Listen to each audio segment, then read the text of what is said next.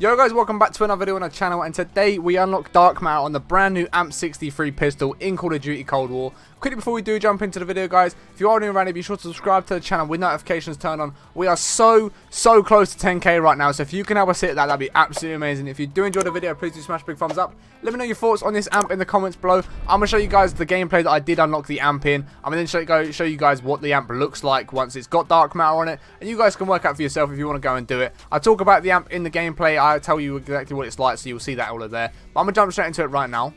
But like I was saying earlier, this gun as an SMG in hardcore especially is really good.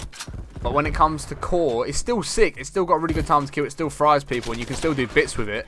The only problem is the 25 round mags, and I definitely think it's better as a solo gun rather than a dual wielded gun.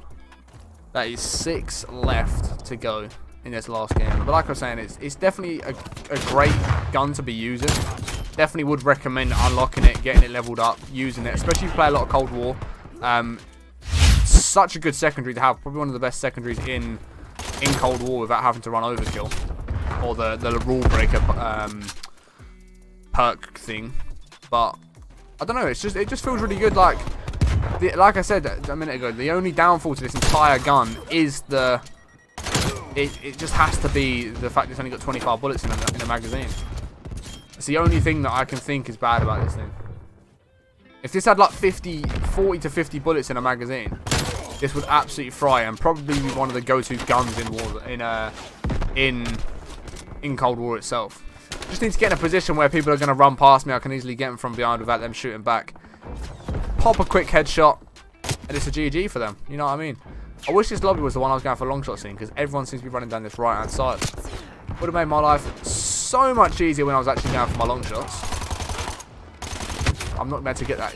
The thing with this gun again, I mean, it is the distance. Obviously, it's a pistol. It is the range as well. Like, it's got a bit of recoil once you're shooting a lit. Like over like 10 meters, it's pretty short. Not short, but it's like you can definitely feel the fact it's a pistol. The damage definitely drops off a bit.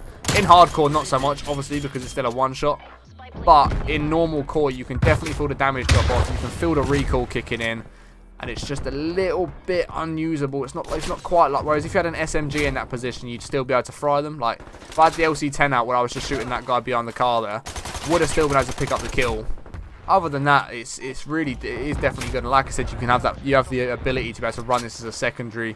So if you're playing a lot of multiplayer, and you're playing search or something, and you run out of AR bullets or whatever it is, you can carry on running your perk class up that you want to run, and also run this as a secondary. It's definitely a great thing to have. I'll take another headshot. So it's like 3 or 4 left to get, which really should be a lot easier to get done than what they are. I just can't seem to find myself to get into a position where I'm either up close with someone or in a position where I'm behind enemy lines, like where it's going to be an easy headshot. It's just the one thing with this automatic pistol is the fact that I'm not being able to get into those positions. Like, as soon as I see anyone, they're just frying me. Right, so now hopefully this half we can get the last, what is it, 3 or 4 headshots maximum.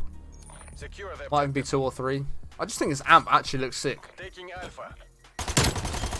Let me get a long shot. Not quite what I need at this point in time. Okay, so there's one more. That it done? Maybe? No, we're going to need 1 or 2 more still. Hey, hi, try to love this small world. I love your videos, dude. Thought I'd drop by. Hey, Miles, I appreciate you, bro. What a hero, man. I appreciate that, brother. Hey, Miles, you're going to be the guy that makes it in.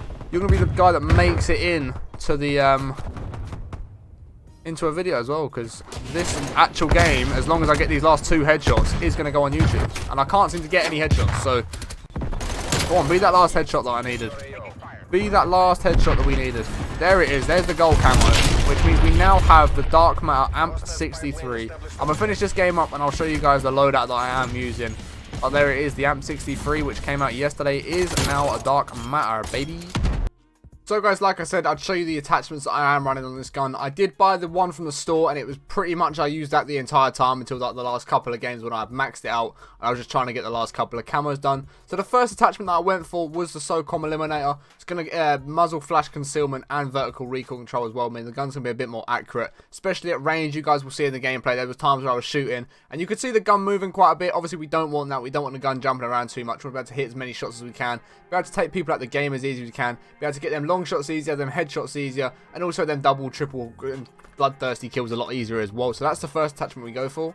In terms of the barrel, guys, I just went for the 6.4 inch Task Force, the one that came on the variant that I bought. Didn't take it off. It's going to increase the damage, the effective damage range, and the bullet velocity, meaning the gun overall is going to do more damage at range, obviously. It's going to do more damage in general. It's going to have a faster time to kill the bullets. It's going to do more damage. It's going to help you fry people in the lobbies a lot quicker as well. And it's also going to increase the bullet velocity, meaning the bullets aren't going to drop off. They're going to carry that damage all the way through. So with the effective damage range and the added bullet velocity, you're going to start frying people at distances. So even at 15 meters, I'm still able to pick up them kills and pick up them nice quick kills on people with just a little bit further away than what you wouldn't be able to without some of these attachments.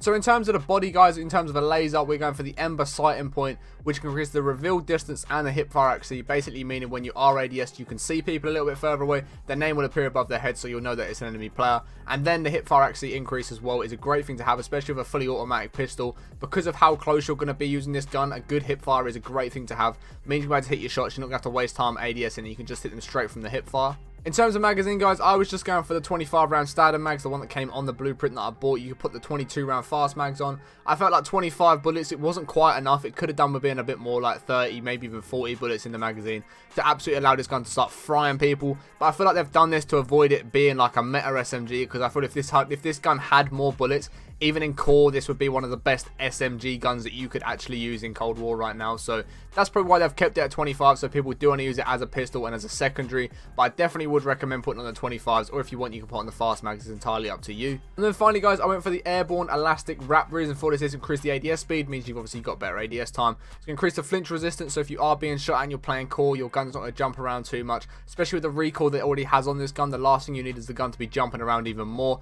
And it's going to allow you to drop shot if you did want to do that as well, which is obviously a good thing to have as an SMG gun. It's good to be able to drop shot with it as well, which is a really nice addition to be able to have. So that is it, guys. That's a full overlook at the class setup. Once again, it's the airborne elastic wrap, the 25 round standard mags. If you want to put the fast mags on, you can go and do that, be it my guest.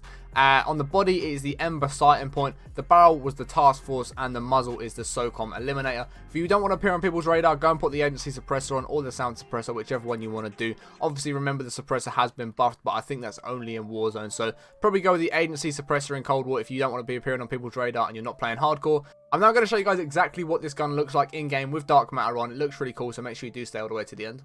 So guys, like I said, we would take a look at the dark matter AMP-63, and they look sick. Like, they genuinely look very, very sick. I think their quality, I just think they're really good all round. I'm going to go into the game and try these in Warzone. I haven't used them in Warzone as of right now, but I'm going to try, and after making this video, I'm going to take them into Warzone, have a quick look at how they do play out, see what sort of class setups I can build for them, just see how they do play and how they feel in the game. So if you guys want to make sure you do see that and you don't miss out on that, I'm going to be testing the guns out live on Twitch. My link will be in the description if you want to check that out. All my other social medias and my other channels can also be found down there as well. If you did enjoy the video and it has helped you out and you are going to go get dark matter on these yourselves, please just smash a big thumbs up. Let me know in the comments below what you do think of them. And like I said, if you aren't already subscribed to our channel with notifications turned on, just don't miss the Warzone class up and the Warzone gameplay that we are going to bring with these guns as well. So I appreciate you guys watching all this in. We'll catch you in the next one in a bit.